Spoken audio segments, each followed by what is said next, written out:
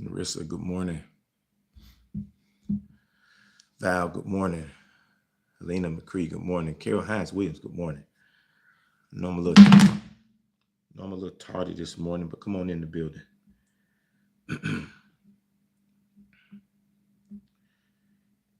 Come on in the building. Come on in the building.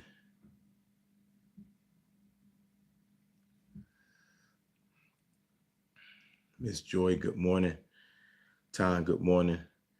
Y'all let me know if y'all can hear me on Instagram. Pretty good.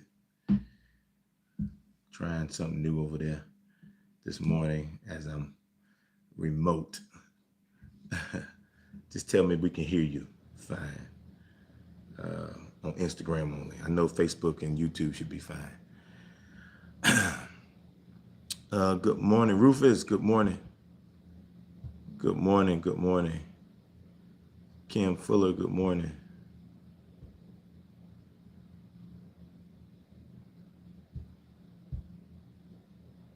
Good morning. Minister Sanders, good morning. Come on in the room. Come on in the room. Come on in the room. Cool. Thank you. Thank you. Come on in the room. Come on in the room. Come on in the room.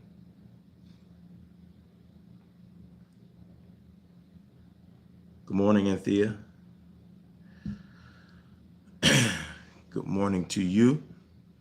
Nicole Richardson, good morning to you.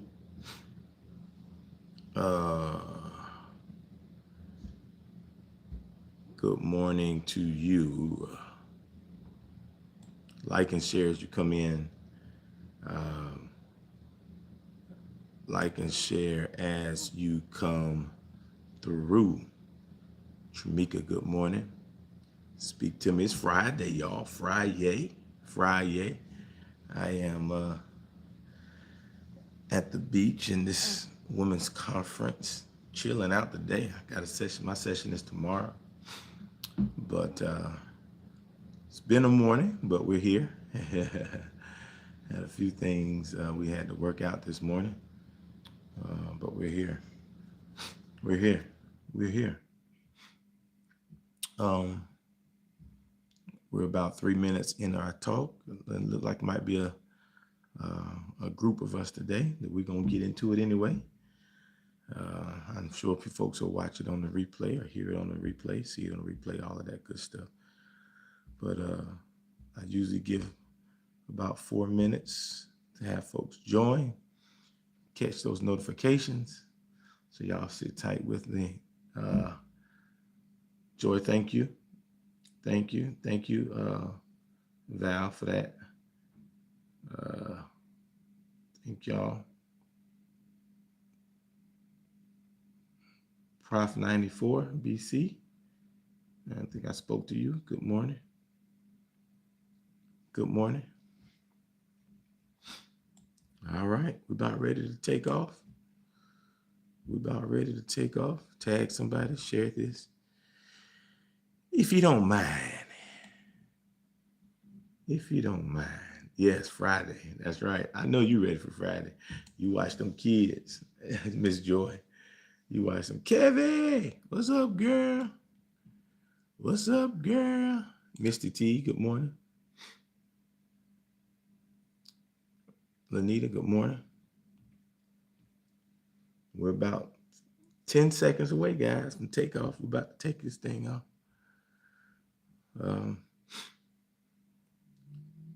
Might get us back on track. I don't know. I got a thought today. I don't know if it's enough. I think it is. I don't know if it's enough to be a full session, but it's enough thought to release. I think it'll give us a full plate to think on, even if it ain't a full message, so to speak, in my normal dissertations. But we're gonna get it out because it's in me. And this is something the Lord had really impressed in me. He says, when you're doing this series, this has to be a topic. And even though I don't think it's lengthy enough to take up our full time, I still think it's weighty enough to not add it to another topic, if that makes sense. I think it's weighty enough, even though it's not lengthy enough. Sometimes one word can be all the message you need. One word with clarity, one phrase with understanding behind it will bring us everything we need. So let's get ready to do this. Let's get ready to do this. Let's get ready to do this. Let's get ready to do this. I need my production crew. Some of y'all listening to me, somebody peek their head out. Somebody peek their head out. Turn that, give me a little bit. You know, I don't need it. I don't need a lot of it, but the light switch. It's right there, boo, your hand.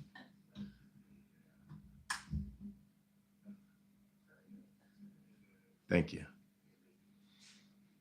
I'm about to fire my production crew. They give me crazy. They give me crazy looks. Can't be fired.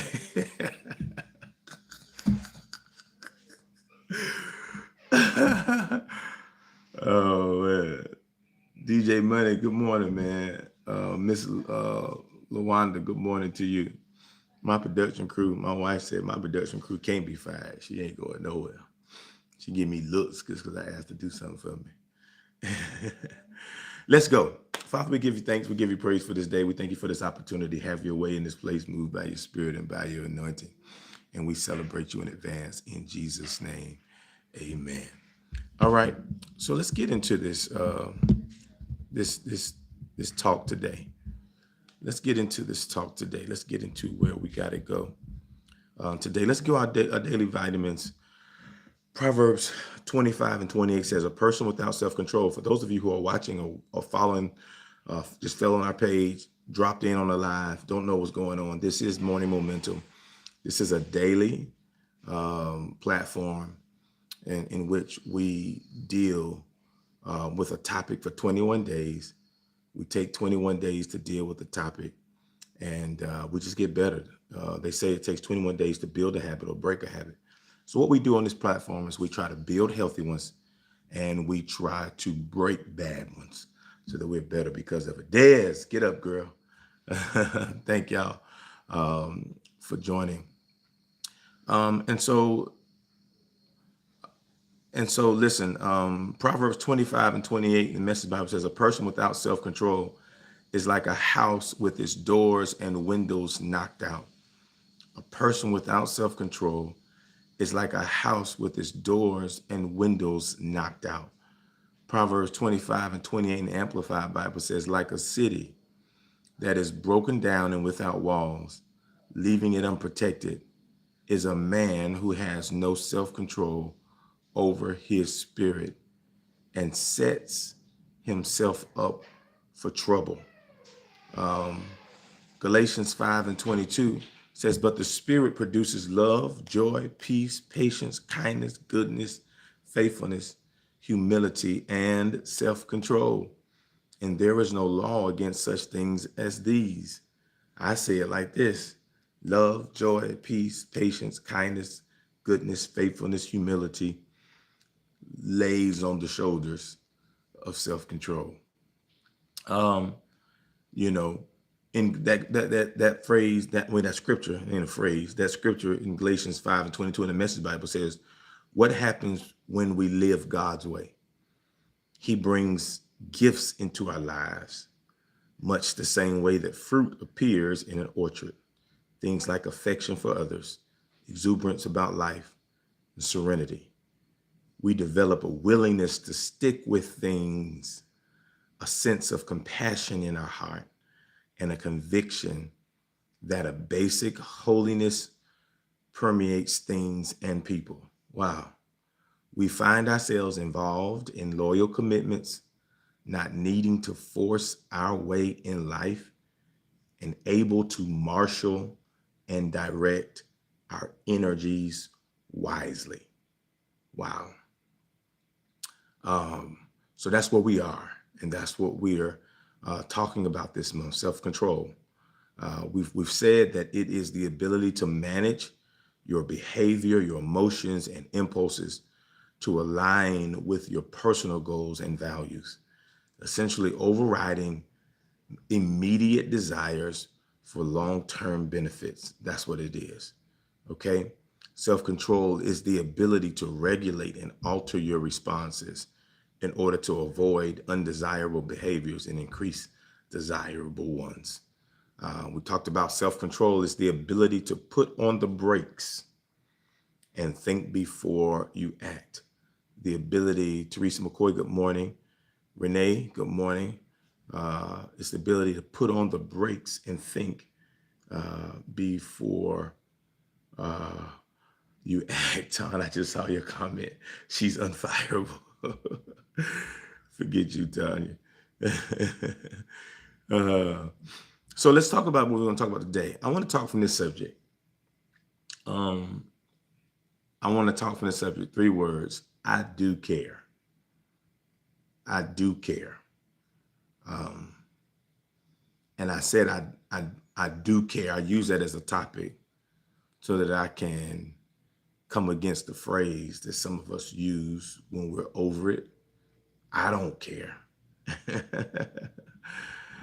I want to deal with I don't care so that we understand today that caring was never the issue. You really do care. You just don't know how to function in the depth of the care you have. And so instead of being able to navigate the amount of care you have with a thing, we'll check out of a thing by saying, I don't care. Whatever. I don't care. Hey, Lisa, but can I bring us back this morning and say, yeah, we do care. We just need to figure out how to navigate things that push us to the limits. Yeah. We need to learn how to navigate things that push us to the limits. That's right, Tom. Hey, Tony, can't express it. Yeah, that's a good way of saying it. That we care so much that we can't express it. And so because we can't express it, and our care is not it's not coming across to the other person, we'll just check out and say, I don't care. Do what you want to do. Yeah. Or we say stuff like, y'all can have it. Yeah. Y'all can have it. I'm done. Yeah. Yeah. That's another way of saying I'm done. Y'all got it. Y'all don't need me. Yeah. I ain't got time for this. That's another one. I ain't got time for this. Or it ain't even worth my time. Well, if I can be honest, and if you're honest with yourself and with us today, it is a protection mechanism, right? I want to dive into why we check out and what that really means, or what we are really saying when we use phrases like that in that manner. Vala Saki said, this is so me, but I'm getting better. Good. Now, I want to be able to bring balance. I want to be able to bring balance because all of us have either said it or know somebody that is close to us that uses it all the time. And you see and experience how frustrating it is to hear when you still want to go deeper, or you want to get to the meat of the problem or the issue with the person that you love or that you're connected to or doing work or business with, and they check out on you and shut down and get quiet with those type of phrases. One that I know my wife would get a kick out of, she don't like to hear, whatever. Do what y'all gonna do. Do whatever you want to do, go ahead and do it. Or how, you may say, you may be involved in the conversation and then finally you say, okay, you're right. Okay, that's fine. Move on. Okay, that's what you're saying. Move on. I'm done. I checked out. I shut down. I want to really talk through today about what that is implying. And if we can be honest about what that is implying within us, hopefully we can gain some greater level of self-control and capacity um, that will produce deeper relationships, greater understandings with your connections, and a more value added life, because you're going to be understood better if you can ever go deeper in your communications. You're going to understand the people you love better, and it's going to produce deeper, long-lasting friendships and relationships. A lot of friendships and relationships don't get deep enough because we can't get past uncomfortable moments. And the people we love never get the chance to know how we really feel because we never express it, and we don't want to lose control. And so to gain control or to keep control, we stop at the point in which we feel comfortable sharing. Woo, Lord have mercy. Dr. Ron Godbolt, God bless you. Tony says, that is me. Okay, you're right. Or I just close off to what I consider painful. That's right. Well, if you just close off to what you consider painful, you leave your pain locked away in your closet. You don't get rid of it. It just follows you. You don't get healed, right? You don't get to the root of what caused that pain from the beginning. You don't even let folks know what is painful for you so that they won't keep injuring you. And when we don't have those kind of conversations and dialogues, we keep our relationships and our connections shallow. I know people to a certain point because that's the point in which they allow you to get to know them. And that's why relationships don't get deep enough that they can withstand tough times. And that's why when something shaky happens, things that should have been long lasting break apart easier, because I don't know enough about that person to understand their behavior. Woo, I hope y'all are grabbing this. But if I can walk with you and journey with you and even understand why you fly off, why you go the way you go, then it brings another level of compassion and understanding and empathy. Hey, Barbara Williams Gray, good to see your name on here. It brings a deeper level of understanding about one another, that you will be able to dig in the trenches with each other and help each other through things. But if we don't commit to some levels of vulnerability, and be able to control ourselves and still have poise, even in uncomfortable conversations, then we never expand ourselves. We stay stuck at that place that hurt us. We stay stuck at that place that wounded us, and we will never let anybody get to that place get to a place that looks like that place. And we keep ourselves in a box, only able to handle so much, right? And that limits growth, it limits possibilities, it limits relationships. And so those kind of people usually have a really small circle of people, or their circle of people always changes, because when things get tight, they either ghost, they deflect, they shut down, they flight, or they retreat. Yeah. What up, Mark? Hey, Ebony. Mark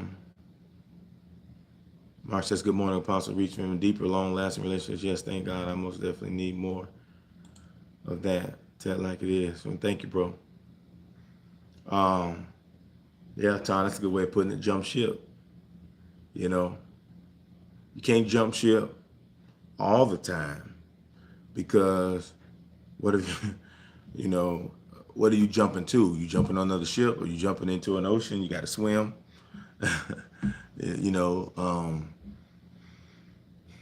I want to help us with that because I think we've been using that. Now, let me use balance here. I don't care as a tool. I don't care can be a tool of self-control if it's done from a confident place of knowing who I am and knowing there are some things that are not even worth my attention. And then you're not saying I don't care to deflect or I don't care in the middle of a move with somebody, but you're saying I don't really need to be bothered by that because I have a prioritized focus, right? So I'm not taking it away completely because there are some things that you hear or see or people do foolishness, there's a prioritizing focus. There's an emotional regulation that comes with people that are very strong in self-control and have a good grips on who they are. So true self-control involves managing energy and focus. So I want to get that out the way. There is balance to this. Choosing not to care about trivial matters. That's what I'm getting at. Monifa, good morning. Jonah, wow, yeah, that's right. Trivial matters like people's opinions, minor inconveniences, things people are saying is outlandish. They don't even match. You don't even know them. They're just trying to pick at your pride. Those things you can't say I don't care because it really is the truth for people who are really in control of their emotions and their impulses. I'm not going to respond to that. You're not going to get me out of my character. I'm not even going to address that. And it allows for better self-discipline for important matters. So I'm not taking it all away. I'm giving balance here. So that's what I'm not talking. That's what I'm not talking about that today. That type of I don't care is necessary because there's some trivial things that should not get your attention that you should not care that much about, right? You should have some emotional regulation. Instead of reacting, we can use I don't care more constructively. I don't mind, or if you want to say it that way, to disengage from situations that threaten me to get off focus and off track. I'm not saying that. So not caring can also be productive when it's things out of your control. It can be, well, they say they ain't gonna give it to only 5 people and it's 20 people apply. I don't care. Apply anyway. You see what I'm saying? It can be. So I'm not taking it completely away. Well, they say it's hard to get in that school. You got to have a grade point average, and they want you to do all this. So I don't know. I don't know if I'm apply. I don't care. I'm apply because I still think I'm gonna get it. So there are ways to use it where it's not protection mechanism or deflecting, and that's not what I'm talking about today. I'm talking about the situations where you're locked in, you're in something, you are navigating something with somebody or a team or a job. It could be something that you are involved in, a person you're involved in, a relationship, something that you care deeply about, that you have been invested in, but now something happened or something transpired that spiraled where you now stop caring all of a sudden. Brother Boss, good morning. And then in the middle of the dialogue or the middle of the meetings or the middle of your work shift, you're like, man, I don't care about this. Up until then, you was making decent money. You just told somebody you loved your job. Come on, you got kids, you got responsibilities. You want a job, you want to work, you care. But something has happened emotionally. Something has triggered you and got you to a heating moment, a place where there's anger, whether it's frustration, whether it's rage, whatever it is. And now you all of a sudden don't care about the outcomes. You get fired, all of that. You walk out, I don't care nothing about this job. I don't care nothing about y'all. Y'all can take this, y'all can have this. When for that moment, the impulse of your feeling overrid, or I don't know the correct way to say that, was an override for the potential outcome of your decisions, right? So I don't care. I'm talking about today is a mask for lack of self-control. Hmm.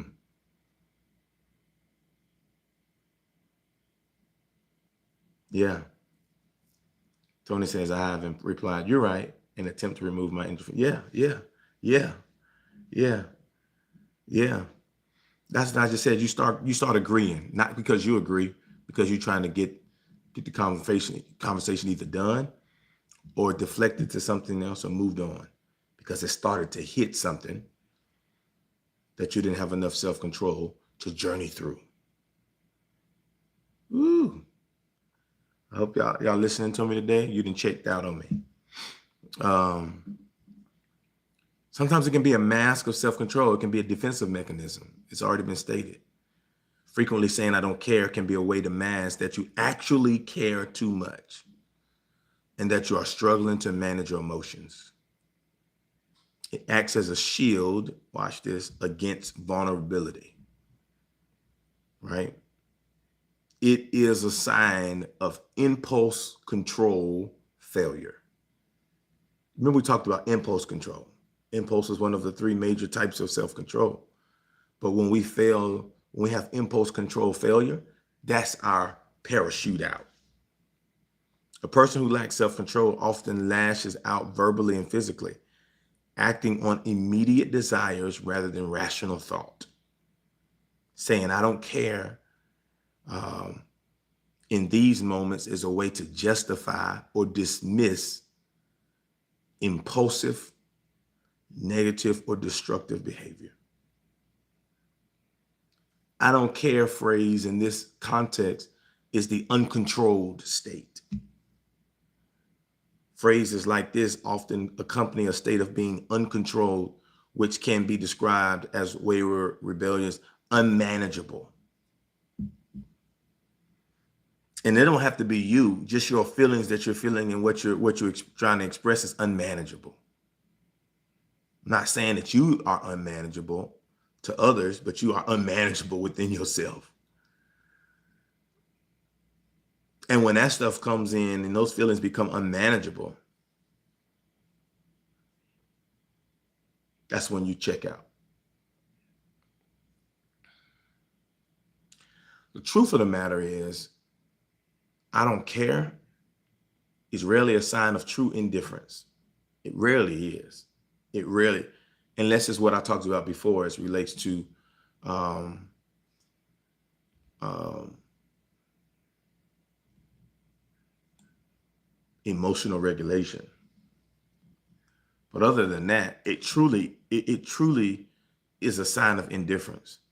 I mean, it truly is rarely a sign of indifference, but rather a defensive, emotional, and communicative shield used to mask feelings of pain, fear, exhaustion, or frustration. Yeah. Often it acts as a coping mechanism to avoid vulnerability, signaling that the speaker has cared too much in the past. Here it is. I think Ton said this before. And I think Tanya said this. I mean, Tony said this before. Um, um,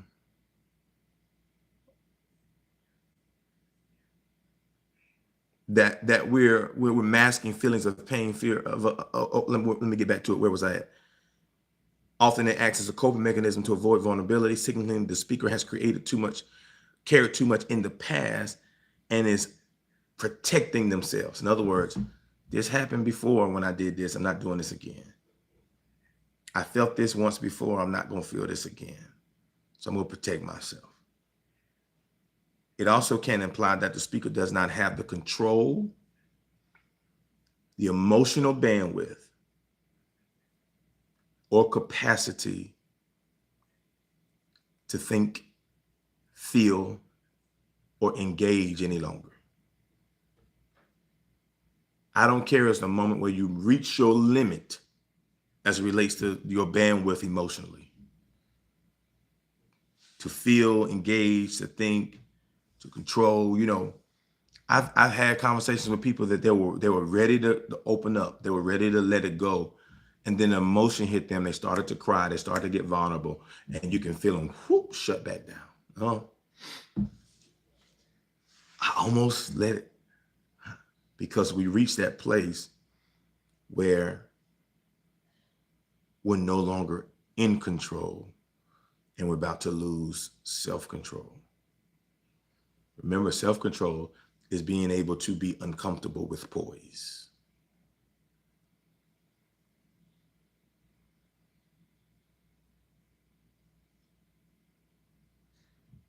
Y'all listen? It's a shield against pain.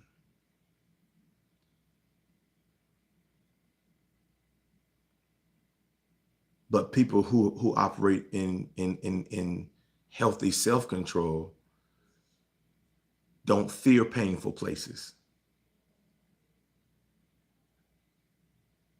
They navigate painful places.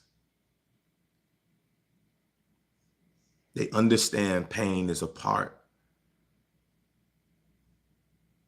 of growth in life.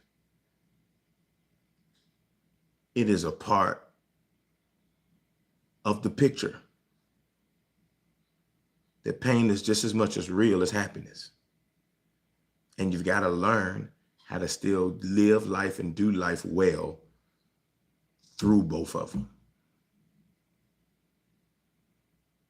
So instead of running from a painful place, I learned how to feel it, navigate it, manage it, make sense of it, learn from it, and grow from it. Because I said it Wednesday in a Bible study for New Faith, pain teaches. And anybody who is scared to feel pain is allergic to growth. I said it already. Because pain locates. That's why your body is in pain when it needs your attention. That's why when something hurts, you feel pain, so that it draws attention to what is weak.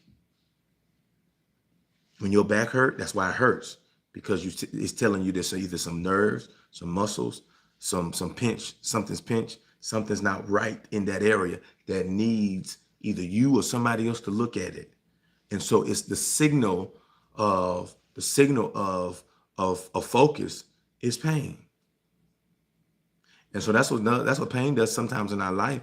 It causes us to draw our attention to things that need our attention. And if you always avoid pain, you're going to always avoid things that need your attention. Woo. Because you can numb it. You can numb it. Numbing only works for a season. It only works for a moment. It doesn't get rid of it. The problem still exists. You just numbed it so you don't feel the effects of the issue. Whew, Lord, I hope y'all are hearing me today. Hallelujah, Jesus. And sometimes we got to simply address the pain. Why does this keep hurting me? Come on, somebody. When you get tired of hurting long enough, you'll address the pain. You'll finally go to a doctor. You'll finally go see somebody. You'll finally get an x-ray. You'll finally figure out, Doc, what's going on here? Because this pain will not go away. Same way with us emotionally. When you finally get to the point when you're really ready to boldly and with courage deal with things that may be painful, you can finally get some relief. But numbing, sedatives, different things you're doing, avoidance, all those things, it does not take care of the pain. It just avoids it, and it lingers for longer.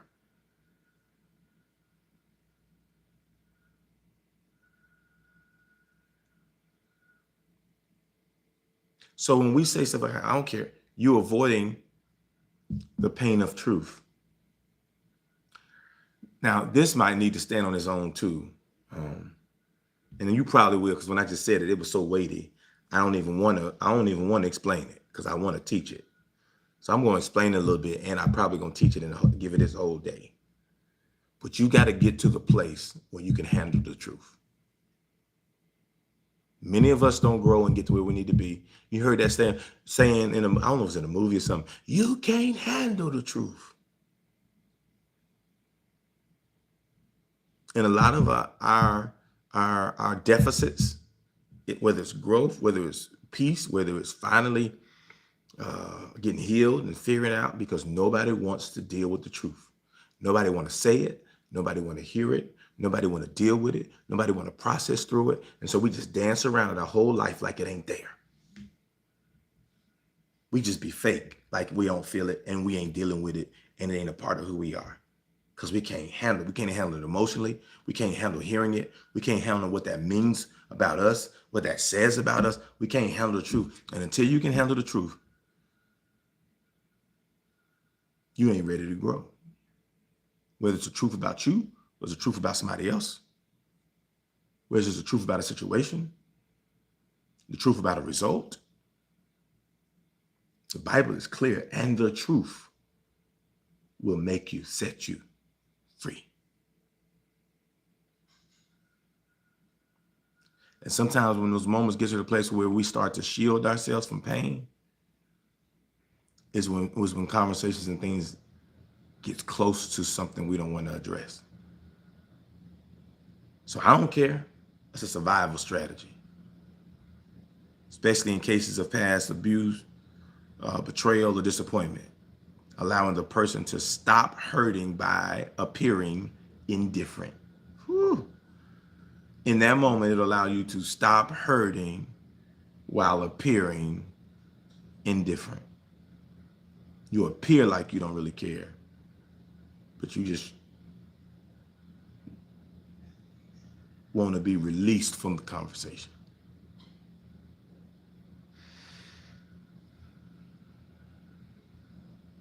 I don't care. That's a call for boundaries. Stop now. You're doing too much. You're coming too close. I don't care. It's an escape. It can signal that a person is overwhelmed, frustrated, or simply trying to end the conversation that feels taxing, judgmental, or useless. Yep.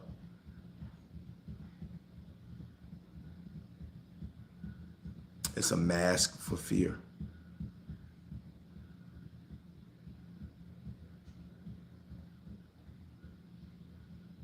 If I say I don't care, if I say whatever, if I say y'all can have it, y'all just go, y'all got it. Seem like y'all don't need me.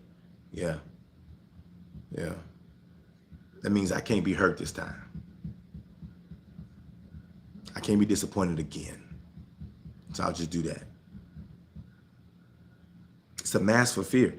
It hides deep-seated anxiety, fear of failure, or vulnerability that the speaker is uncomfortably exposing. So the underlying truth is frequently that a person that says, I don't care, does care deeply, but feels unable to show it or manage the emotional weight that comes with it. It is rarely a statement of fact. And depending on the context, it functions as everything from a physical shield or a way of setting some boundaries. I'm going to say it this way. It's a trauma shield. Can I say it that way? I like that. Yeah.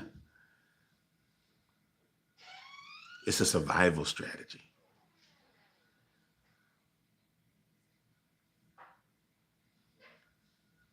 It is most times opposite of the truth. And even psychological studies have shown that loudly declaring indifference is often a defense mechanism used to mask deep insecurities about how others perceive them.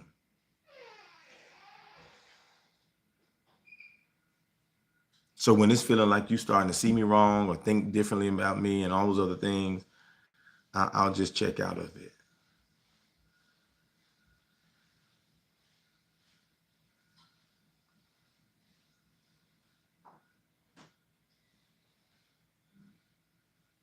We have to learn to elaborate on how we feel, watch this, or elaborate more on what we need rather than check out and suffer silently.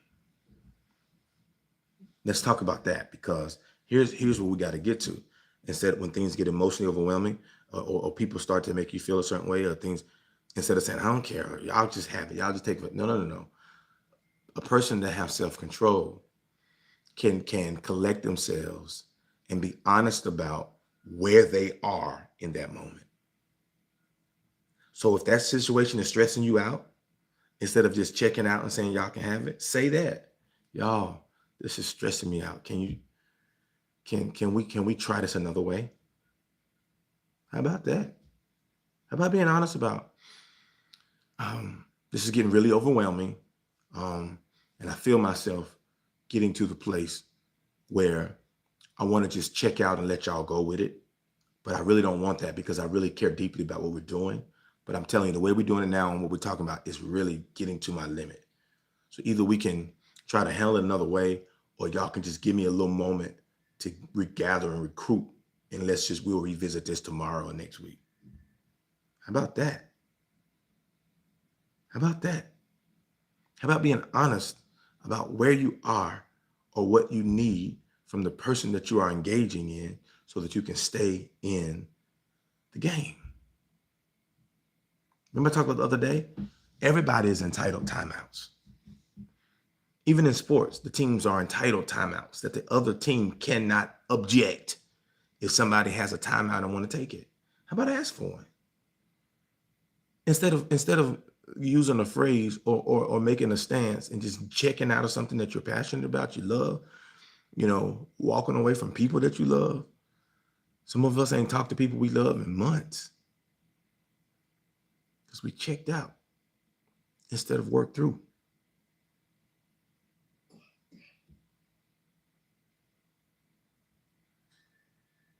Yeah. It gets exhausting checking out all the time. Well, guess what? Well, watch this, Vala. It's exhausting staying in too. That's why you check out. So here's the real thing. We got to learn how to deal better with exhaustion. Because everything in life is not easy. And that's what capacity is. It's ability to handle hard better.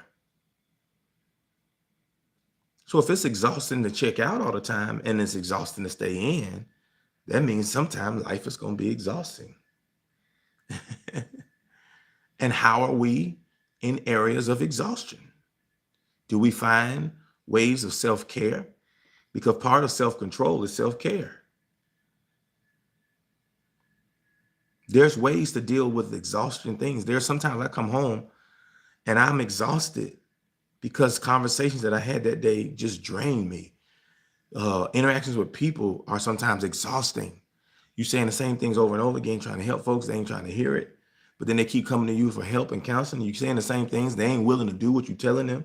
Why are you counseling them? But then they saying, Apostle, help me. And I'm saying, I'm trying to help you. You ain't willing to do what I'm telling you to help you. So how do you want me to help you? It's exhausting. I'm standing here with you. I ain't checking out on you. I'm here every time you call me, but it's going to be exhausting. So I got to do what I got to do personally to keep self-control is instead of not being there for the next person, I got to figure out how to do self-care to keep myself ready for the next exhausting conversation, because that's a part of my career. That is a part of my calling, is to engulf myself in people's trauma, people's exhausting times in their life. Most time when people call their lead or their pastor or their mentor or their coach, it's not when things are going well. I wish they would just check in sometime and just let me know about the successes in their life. But most time when I hear from people, it's about when they have tried everything and it don't work and they need help. Most time it's about when they try to do it their way, it failed, and now they're trying to get good advice. Most time when I hear from people, it has already exploded or is going downhill fast. That can be exhausting. That is exhausting. But how do I stay in exhaustion? Self-care. And see, a lot of us are trying to look for easy in life. And can I help you? This might be a whole nother teaching too. There's nothing good living easy. Great don't live in easy. Successful don't live in easy. Success in anything is hard. Consistency is hard. Keep showing up, keep producing, continue to be consistent. It's hard. And if you're trying to live your life and avoid hard, you're not going to go far and you ain't going to accomplish much, because anything that's worth anything is going to be down the avenue of hard. Anybody who's built anything had to go through hard. Anything that's working now, any relationship that's thriving, they went through hard. Any church that's striving and thriving, it's went through hard. And every time you check out because hard comes and you wonder why you're stuck in the same place, it's because you're still avoiding hard. Hard conversations, hard tasks. You still want the easy thing, but you want big results. Success and easy don't go together.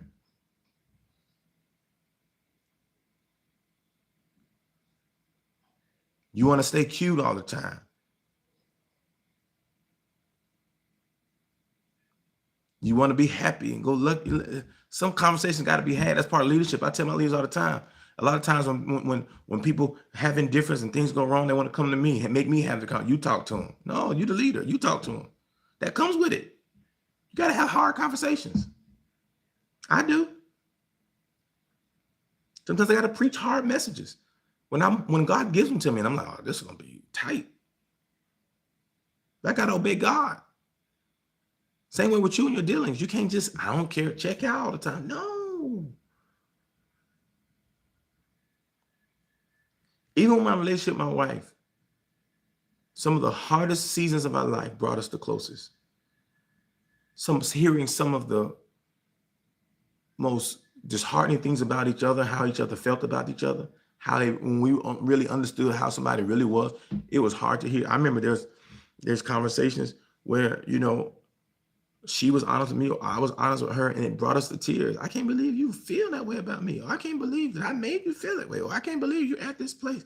And it was almost like really gut-wrenching to hear how somebody really feels, especially on account of you.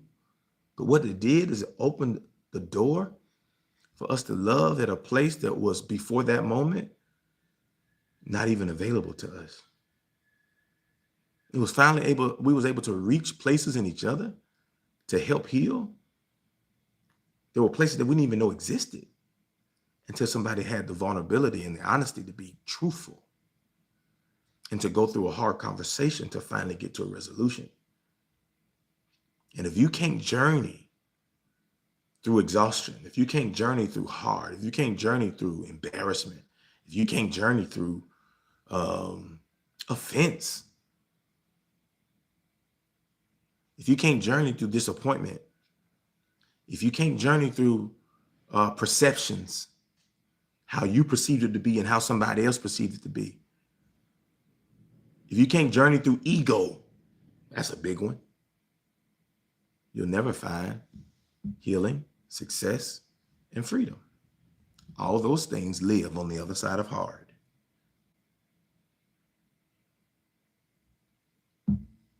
Yeah.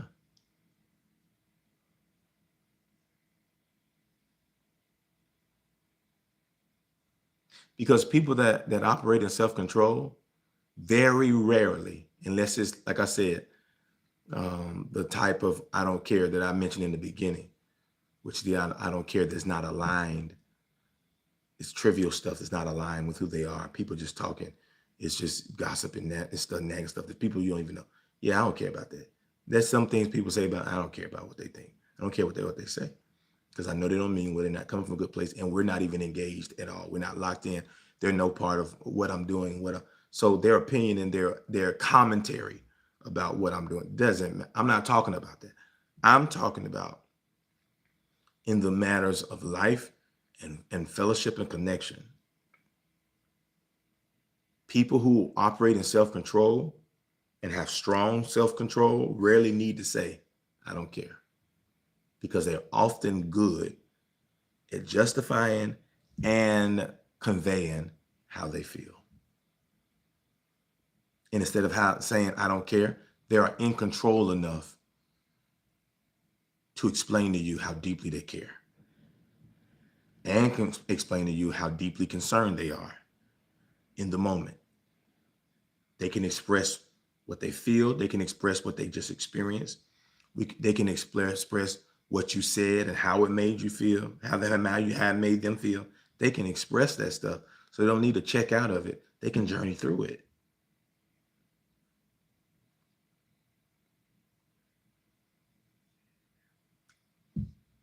I'm at the place now where I can be offended by somebody and journey through it and be able to have a conversation and be able to express to them, this is how it made me feel when you said that. I don't want to feel this way because I love you. I need you to help me understand your heart and not what I heard so that we can get through this, because you're too valuable for me to lose you over an offense. Come on, bro. How many valuable people, how many valuable things have we just let walk because we couldn't journey through a hard place? Come on. Come on. How many things have we just self-ejected from? How many things in people, relationships, God-given, kingdom, connections that was adding to you and growing you and helping you, that we just no longer cared? I had a conversation. I'm just names. They will remain nameless. I'm using the contents of the conversation, not the person or the character, because I still have major love for the person. But it blew my mind how people can change overnight. I'm sitting there talking to them and I'm asking them for a reason. You're disconnecting. We journeyed close. One day they were close, the next day gone. So they finally came back around and we talked. And I was like, what happened? And they stared at me for about 2 minutes, but it seemingly was 40 minutes. And they couldn't come up with a reason. And they finally came up with a conversation that, man, for as deep as our relationship was, it was a misunderstanding that we should have got over within seconds. If I would have known they feeling like that, we would have got through that within seconds and been good. And here it is, almost a year that we've broke connection and haven't even had a conversation over something that could have been handled in seconds if they would have just mentioned it.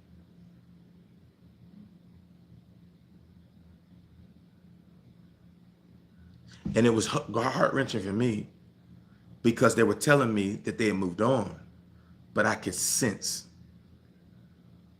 they still love me. And they couldn't get over whatever it is that was holding them from getting over. And I could feel the struggle. And I had to let it go because it was out of my control. But I tried to embrace it and hug them and let them know how much I still care, because I'm still in control of me. I'm still in control. I'm telling y'all, man, if y'all grab this, the quality of your life will instantly go up. I'm talking about go up. You may gain control people, but you have the seed of God in you to give you self-control in whatever life throws at you.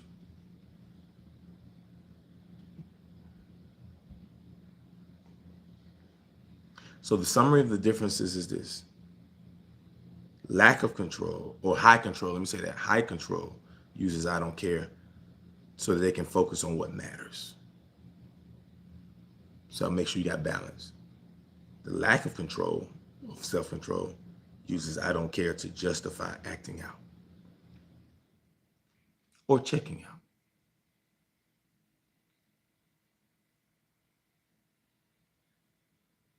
I want y'all to really think on that. And I want y'all to really challenge yourself to go deeper in conversations and communications than you ever had before. Even if you can't go all the way there yet, go deeper than you did yesterday. Go a little deeper than you did last time. Watch this. Success lives in the realm of uncomfortability. So if you want to do anything great, you got to be used to getting uncomfortable. Life itself will make you uncomfortable. And the way you prepare for the uncomfortabilities in life is to intentionally make yourself uncomfortable. You can practice yourself by stretching yourself to do things that are uncomfortable, so that when life brings you uncomfortable places, You already got practice in how to deal with it.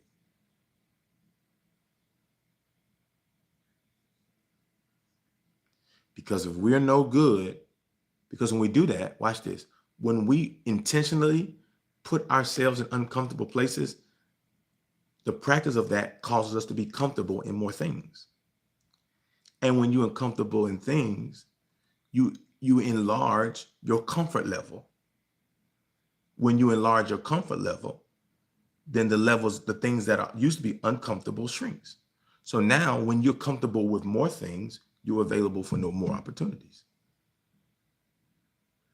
But you got to get it out of your head that success in life is comfortable. That even the blessing you've been believing God for is comfortable. It doesn't live in the comfortable.